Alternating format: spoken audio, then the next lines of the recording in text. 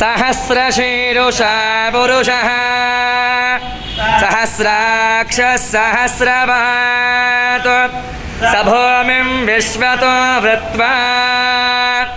अत्यधिष्ठद्दशाङ्गुलं पुरुष एवेदकं सर्वं यद्भूतं यच्च भव्यम् उतामृतत्वस्येषाणः यदन्नेनाधिरोहति एतावानस्य महिमा अतो ज्ञायागुश्च पूरुषः पादोऽस्य विश्वभूतानि त्रिपादस्यामृतं दिवि त्रिपादोर्ध्वपुरेत् पुरुषः